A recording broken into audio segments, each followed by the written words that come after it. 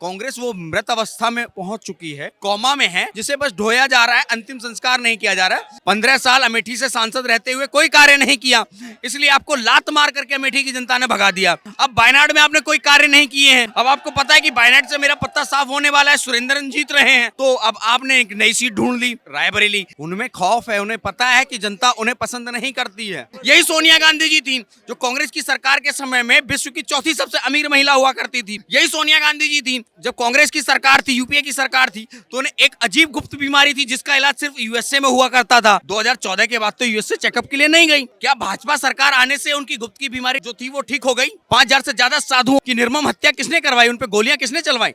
इंदिरा गांधी ने चलवाई थी। जब से भारत में नोटबंदी हुई तब से पाकिस्तान के हाथ में कटोरा आ गया। कश्मीर में पत्थरबाजी भी बंद हो गई। पत्थरबाजी बंद होगी, पत्थरबाज बेरोजगार हो गए। ये जो बेरोजगारी की बात करते हैं ना, भारत का विपक्ष और कश्मीर के पत्थरबाज, ये दोनों ही बेरोजगार हो गए।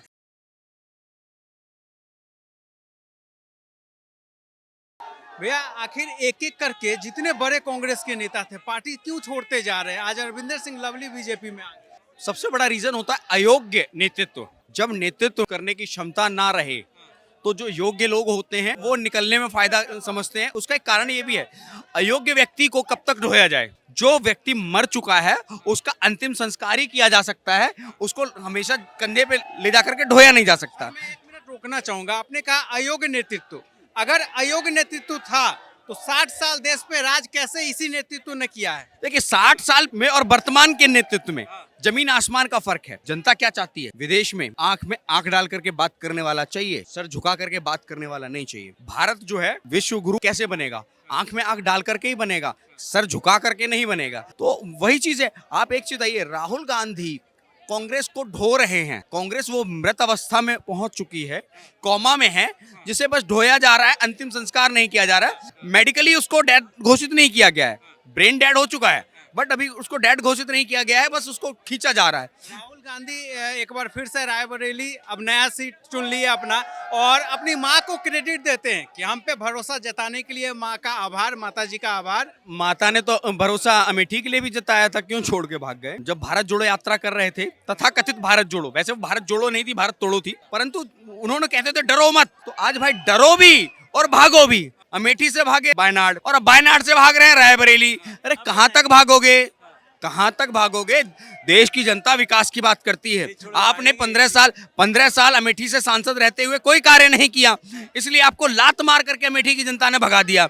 अब वायनाड में आपने कोई कार्य नहीं किए हैं, अब आपको पता है कि वायनाड से मेरा पत्ता साफ होने वाला है, सुरेंद्रन जीत रहे हैं, तो अब आपने एक नई सीट ढूंढ ली। कौन सी?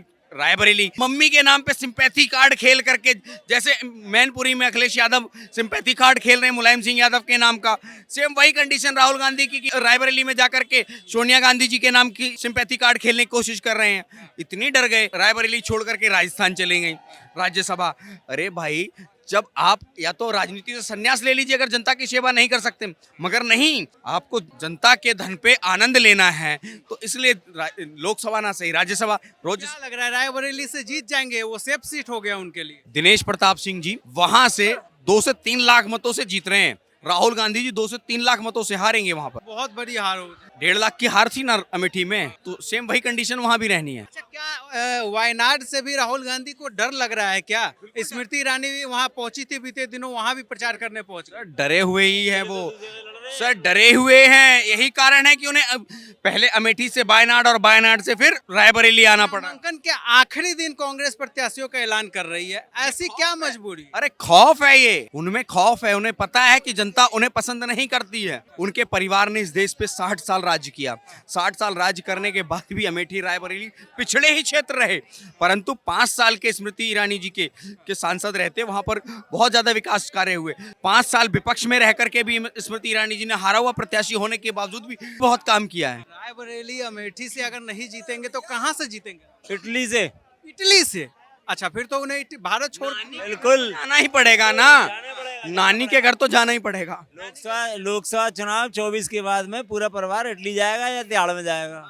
मोदी की चली तो तिहाड़ में जाएगा, क्योंकि इस परिवार के पास संविधान की चली तो ये तिहाड़ में जाएंगे, मोदी की नहीं। अगर संविधान की चली, संविधान को जिस तरीके से ये कहते हैं ना कि लोकतंत्र खतरे में, अरे भाई ये खुद खतरे में है। घोटाले करके इतने आकंठ तक भ्रष्टाचार में डूबे हुए हैं कि इन्हें पता है इनका आखिरी ठिकाना तिहाड़ है। अभी बेल में चल रहे हैं, फिर ये जेल में चलेंगे। तो इनका यही कारण है कि इन्हें लगता है कि लोकतंत्र खतरे में है, क्योंकि ये स्वयं खतरे में है, क्योंकि भ्रष्टाचार में ये आकंठ तक डूबे। यही सोनिया गांधी जी थी जो कांग्रेस की सरकार के समय में विश्व की चौथी सबसे अमीर महिला हुआ करती थी। यही सोनिया गांधी जी थी जब कांग्रेस की सरकार थी, यूपीए की सरकार थी, तो उन्हें एक अजीब गुप्त बीमारी थी जिसका इलाज सिर्फ यूएसए में हुआ करता था। 2014 के बाद तो यूएसए चेकअप के लिए नहीं गई। क्या भाजपा सरकार आने से उनकी गुप्त की बीमारी जो थी वो ठीक हो गई? अगर ऐसा है तो अच्छी बात है, भाजपा की सरकार कंटिन्यू रहनी चाहिए। आप स्वस्थ रहिए, दिल्ली में आ जाइए। दिल्ली वाले कहते हैं कि हमने वर्ल्ड क्लास स्वास्थ्य व्यवस्थाएं की है। अरे भाई, तो आपका ही एक राज्यसभा सांसद लंदन में क्यों आंख का ऑपरेशन कराने गया हुआ है, मोहल्ला क्लिनिक में क्यों नहीं? कांग्रेस आपका गठबंधन है और ये लोग दावा भी करते हैं कि हम बहुत तकरीबन कुछ लोग 7 सीटों का दावा कर रहे हैं, कुछ लोग 5 सीटों का कर रहे हैं। जब बड़े बड़े नेता आपके पार्टी छोड़ रहे हैं, जाहिर सी बात है उस नेता के साथ उनके कार्यकर्ता भी आपके पार्टी से हाथ धो रहे हैं, पार्टी छोड़ रहे हैं।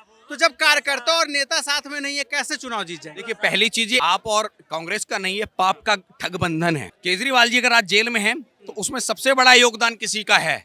तो भाजपा का नहीं है, कांग्रेस का है, अजय माकन जी का है, सुप्रिया सिन्हा जी का है, जिन्होंने मुकदमा दर्ज कराया, जिसके आधार पर आज केजरीवाल जी अंदर हैं। परंतु ये कैसा पाप का गठबंधन है, ठगबंधन है कि आज जिन्होंने अंदर कराया वही उसका बचाव कर रहे हैं। अंदर भी कराते हैं और बचाव भी करते हैं। ये कैसा दोगलापन है? पार्टी छोड़ते वक्त जो आरोप लगाया अरविंदर सिंह लवली ने, बाहरी व्यक्तियों की जो है पार्टी में अब ज्यादा सुनी जा रही है और उन्हें जगह दिया जा रहा है। क्या लग रहा है आने वाले दिनों में कुछ और नेता कांग्रेस पार्टी से इस्तीफा दे सकते हैं? आपको एक एग्जांपल देता हूं। जनवरी 2024 से 4 मई तक मेरे हिसाब से कुछ नहीं तो 23-24 बड़े नेता कांग्रेस पार्टी छोड़ चुके हैं। और यहां तक कि 2 तो सांसद प्रत्याशी जिन्होंने नामांकन किए हुए थे, उन्होंने नामांकन वापस लेकर के पार्टी छोड़ दी। मतलब ये क्या संकेत दे रहा है? क्या वाकई में एनडीए जो है अब की बार 400 पार जा रहा है? क्योंकि अगर इस तरीके से नेता पार्टी छोड़ते जा रहे हैं तो उस नेता के साथ उनके कार्यकर्ता भी तो पाला बदलेंगे ना। और जब ग्राउंड पे चुनाव कार्यकर्ता जिताते हैं, अगर कार्यकर्ता साथ में नहीं है तो कैसे ऐसे में विपक्ष चुनाव जीते? देखिए, कांग्रेस में सबसे बड़ी समस्या है कि कांग्रेस कभी कैडर बेस्ड पार्टी हुआ करती थी, परंतु आज चाटुकार बेस्ड पार्टी हो गई है, जो उसमें चापलूसी कर सकता है, जो सिर्फ राहुल गांधी, सोनिया गांधी और प्रियंका वाड्रा के जयकारे लगा सकता है। मात्र वही लोग कांग्रेस पार्टी के वफादार हैं, जिन्होंने एसी कमरों में बैठ करके मैनिफेस्टो बना देते हो, जिन्होंने चुनाव में कभी गए नहीं हो, जिन्होंने क्लास के मॉनिटर का चुनाव नहीं लड़ा हो, वो चुनाव मैनिफेस्टो बनाते हैं कांग्रेस का। ये वर्डिंग मेरे नहीं है, गौरव वल्लभ जी के हैं, जो अर्थशास्त्री भी रहे और प्रोफेसर भी हैं। अर्थशास्त्र के मुद्दे पे गौरव वल्लभ बीजेपी को घेरा करते थे, वो भाजपा में आ गए। रोहन गुप्ता आईटी सेल के भाजपा में आ गए। क्या कांग्रेस? इन्होंने अहमदाबाद से उन्होंने टिकट रिफ्यूज करके उन्होंने पार्टी से इस्तीफा दे दिया। गौरव वल्लभ ने इस पार्टी से इस्तीफा दे दिया। हो क्या रहा है कांग्रेस पर? अपेक्षित है, ये सीधा सा है, जो राम का नहीं वो किसी काम का नहीं। इन्होंने धर्म का विरोध करते करते, आज का भी स्टेटमेंट है ना राहुल गांधी का, मोदी तो द्वारिका में ड्रामा कर रहे थे, समुद्र के अंदर में पुरानी द्वारिका के दर्शन करने गए, पूजा करने, उसको उन्होंने ड्रामा बोला। तो राहुल गांधी ने तो हमेशा सनातन का विरोध किया है। कोट के ऊपर जनेऊ पहन लेने से, खुद को दत्तात्रेय ब्राह्मण बोल लेने से आप ब्राह्मण नहीं हो जाते हैं। आपकी ही दादी को इसी भारतवर्ष में उड़ीसा के जगन्नाथपुरी मंदिर में प्रवेश नहीं करने दिया गया था, क्योंकि वो हिंदू नहीं थी। आपकी माताजी और आपके पिताजी को नेपाल में पशुपतिनाथ महादेव मंदिर में प्रवेश करने नहीं दिया गया था, क्योंकि वो हिंदू नहीं है। तो आप किस हिसाब से हिंदू और ब्राह्मण हो गए? चुनावी हिंदू। ये सिर्फ चुनावी हिंदू हैं, और हिंदू जो लोग हैं भारत के, उनको सिर्फ और सिर्फ मैनिपुलेट करने के लिए, झूठ का षड्यंत्र रचने के लिए इस तरीके का वो ड्रामा करते हैं। राहुल गांधी चुनावी हिंदू। बिल्कुल सही कह रहे हैं, राहुल गांधी चुनावी हिंदू और जनेऊ ऊपर से पहन लेते हैं। इलेक्शन के टाइम पे ही चंदन लगाते हैं, इलेक्शन के टाइम पे ही मंदिर जाते हैं, इलेक्शन के टाइम पे जनेऊ पहन लेते हैं। उसके बाद कह देते हैं जो मंदिर जाता है वो लड़कियां छेड़ता है। ये भी स्टेटमेंट राहुल गांधी जी का ही था ना। आप एक चीज बताइए, पूजा में भी जनेऊ कभी कभी कुर्ते के ऊपर से भी पहना जाता है, परंतु वो जब जनेऊ संस्कार हो रहा होता है उस समय, उसके अलावा कभी नहीं कुर्ते के ऊपर से जनेऊ पहना। और अयोध्या का निमंत्रण, अरे सिंपल सी बात है, वो अयोध्या का निमंत्रण ठुकराना उनकी प्रवृत्ति है, क्योंकि उनके लिए तो राम काल्पनिक है। उन्होंने तो 28 वकीलों की फौज सुप्रीम कोर्ट में खड़ी की थी, उन्होंने राम सेतु पे प्रश्न चिन्ह लगाया था। मंदिर बनने के बाद श्रेय लेने की कोशिश भी हो रही है कि ताला हमने खुलवाया, बड़ा पहल हमने किया था। फिर तो या तो राशिद किदवई जी झूठ बोल रहे हैं या ये झूठ बोल रहे हैं। राशिद किदवई जी ने किताब लिखी है, उसमें साफ लिखा है कि प्रधानमंत्री रहते हुए राजीव गांधी जी को ये पता भी नहीं था कि वहां का ताला खोल दिया गया है। तो ये कैसे कह देते हैं कि राजीव गांधी जी ने ताला खुलवाया था? किस अधिकार से कह देते हैं? या तो राशिद किदवई जी जो उनके सलाहकार हुआ करते थे, राजीव गांधी के पॉलिटिकल सलाहकार रहे, वो झूठ बोल रहे हैं या ये झूठ बोल रहे हैं? चलो अगर ताला खुलवा भी दिया तो 50 साल तक मंदिर का निर्माण क्यों नहीं किया? कपिल सिब्बल इसके विरोध में वकील भी रखा था। बिल्कुल, कपिल सिब्बल, अभिषेक मनु सिंघवी जैसे लोग गौ हत्या के विरोध में 5000 जो साधु संसद का घेराव कर रहे थे, उन पर 5000 से ज्यादा साधुओं की निर्मम हत्या किसने करवाई? उन पे गोलियां किसने चलवाई? इंदिरा गांधी ने चलवाई थी। महात्मा गांधी, तथाकथित महात्मा, मैं उसको महात्मा नहीं कहता हूँ, तथाकथित महात्मा गांधी की हत्या के विरोध में चितपावन ब्राह्मणों को जिंदा किसने जलवाया? उनको कटवाया किसने? प्रियंका गांधी का एक बयान आता है कि हम लोगों को बार बार अपमानित किया जा रहा है एक पार्टी के आईटी सेल की तरफ से, लेकिन मैं उन्हें बता देना चाहती हूँ कांग्रेस पार्टी जो है, जितने भी बड़े बड़े वीर शहीद हुए हैं उन शहीदों की पार्टी है। उन शहीद के हमने जो है देश के लिए बलिदान दिया है, बड़ा बड़ा हमारे परिवार ने बलिदान दिया। हाँ, तभी अब्दुल हमीद को परमवीर चक्र से, महावीर चक्र से सम्मानित अब्दुल हमीद की शहादत पे उनके घर नहीं गए थे, उनको सम्मान नहीं दिया। देश आजाद हुआ तो पहली शहनाई किसने बजाई? बिस्मिल्लाह खान ने बजाई। उनको भारत रत्न किसने दिया? इंदिरा गांधी भावुक भी हो गई, अपने पिता को याद करते हुए भावुक हो गई। कहीं मेरी दादी, मेरी पिता, सबने देश के लिए शहादत दिया है। सुन लीजिए, दादी ने जो अगर देश किस लिए शहीद किया नहीं हुई, उन्होंने इस देश में एक अलगाववाद की आग को जलाने का कार्य किया। उन्होंने भिंडरवाला के साथ मिलकर के देश में खालिस्तानी समर्थन को, मूवमेंट को बढ़ाने का कार्य किया। जब उन्हें लगा कि मेरे खिलाफ ही हो गया है, तो उन्होंने देश, अकाल तख्त के अंदर में गोलियां चलवा दी। उन्होंने देश का भला किया। और इंदिरा गांधी की हत्या के बाद सिखों के नरसंहार को क्यों भूल जाते हैं? आपकी दादी दादी थी और देश के जो और दसियों हजार सिखों का कत्लेआम हुआ, वो क्या किसी के माँ बाप नहीं थे, या किसी की बहन बेटी नहीं थी, या किसी की दादा नहीं थे, या किसी की दादी नहीं थी? आपकी दादी दादी, आपकी नाक मिलने से दादी से तो आपको दादी की याद। और किसी के कोई परिवार के लोग नहीं है। बॉर्डर पे सैनिक शहीद होते हैं, वो क्या देश के लिए शहीद नहीं होते? प्रियंका गांधी चुनाव क्यों नहीं लड़ी किसी भी क्षेत्र से, कहीं से भी? हार का भय, हार का जो भय है वो कांग्रेस परिवार में इस तरीके से व्याप्त हो गया कि कांग्रेस के बड़े नेताओं ने चुनावी मैदान में उतरने से मना। सुनने में आया प्रधानमंत्री मोदी जी के खिलाफ प्रियंका उतर सकती, जैसे 19 में भी सुनने में आया था, लेकिन लड़ी नहीं कहीं। उनमें हिम्मत नहीं है। वो किस हक से मोदी जी के खिलाफ लड़ेंगी? देखिए, सिंपल सी बात है। पहली चीज तो उन्हें यही नहीं पता कि देश की संस्कृति क्या है। प्रधानमंत्री मोदी जी ने प्रियंका गांधी को बिटिया कह दिया था, तो प्रियंका गांधी जी का एक स्टेटमेंट सुना होगा, मैं मोदी की बेटी नहीं हूँ, मैं राजीव गांधी की बेटी हूँ।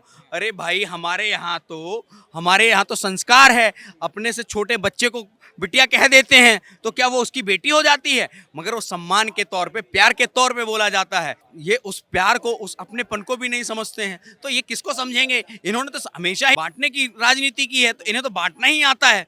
प्यार और अपनेपन को नहीं समझते, इसीलिए एक एक करके जितने भी बड़े नेता पार्टी से इस्तीफा देते जा रहे हैं। पहली चीज, जो भगवान का नहीं है, ईश्वर का नहीं है, वो किसी का नहीं हो सकता है। भरत जी ने अपनी माँ का त्याग कर दिया था राम का ना होने पे, राम के विरोध में होने पे। प्रहलाद ने अपने पिता हिरण्यकश्यप का त्याग कर दिया था। विभीषण ने अपने भाई का त्याग कर दिया था। तो ये इंडी गठबंधन किस खेत की मूली है? इसका अगर त्याग कर रही है भारत की जनता और भारतीय नेता उनकी पार्टी के, तो क्या बुरा कर रहे हैं? लोकसभा चुनाव में इसका नुकसान इंडी गठबंधन को बहुत भारी नुकसान होने वाला है। और कितनी सीटें आ रही है इंडी गठबंधन? मैं आपको कांग्रेस की बताता हूँ, ये 30 से ज्यादा सीटें नहीं लाएंगे पूरे भारत में। देश भर में 30 सीट, मात्र 30 सीट, वो भी आ जाए तो बहुत बड़ी बात है। और भाजपा को तो जनता, मैं नहीं कह रहा हूँ, राहुल गांधी ने भी कहा, मल्लिकार्जुन खड़गे जी ने तो सदन में कहा कि अब की बार 400 पार। क्या इनका गठबंधन 150 पार भी जा रहा है? इंडी गठबंधन सर, इंडी गठबंधन डबल डिजिट में ही सिमट के रह जाए, ट्रिपल भी नहीं, यानी शतक भी नहीं लग पाएगा। भी नहीं हो, शतक भी नहीं होगा। ऐसी मोदी जी की आंधी चल रही है इस वक्त। तो इस आंधी नहीं चल रही है, ये विकास की आंधी चल रही है। विकास की आंधी चल रही है जो मोदी जी ने पिछले 10 सालों में देश के लिए हित में कार्य किए हैं। क्या कहते हैं, पाकिस्तान भी यही चाहता है कि मोदी ना आए, चाइना भी चाहता है मोदी ना आए, यूएसए भी चाहता है मोदी ना आए। ठीक है, जितने विपक्ष के देश हैं सभी यही चाहते हैं कि मोदी ना आए। भारत का विपक्ष भी चाहता है कि मोदी ना आए। अरे भाई, कुछ तो रीजन होगा कि जो चाइना हो गया, पाकिस्तान हो गया, इनके जैसे देश ये चाहते हैं कि भारत में मोदी की सरकार ना आए, क्योंकि उन्हें पता है कि मोदी के आने से ही पाकिस्तान के हाथ में कटोरा है। पहले बम फेंकता था आज वो आटे के लिए कटोरा लेके भीख मांग रहा है। कांग्रेस को भी वही तकलीफ है। इन्हीं के मणि पाकिस्तान की आज जो हालत हुई है उसमें मोदी जी का बहुत बड़ा रोल है। इसका सबसे बड़ा रोल तो रहा है नोटबंदी से। जब से भारत में नोटबंदी हुई तब से पाकिस्तान के हाथ में कटोरा आ गया। कश्मीर में पत्थरबाजी भी बंद हो गई। पत्थरबाजी बंद हो गई, पत्थरबाज बेरोजगार हो गए। ये जो बेरोजगारी की बात करते हैं ना, भारत का विपक्ष और कश्मीर के पत्थरबाज ये दोनों ही बेरोजगार हो गए। समस्या ये है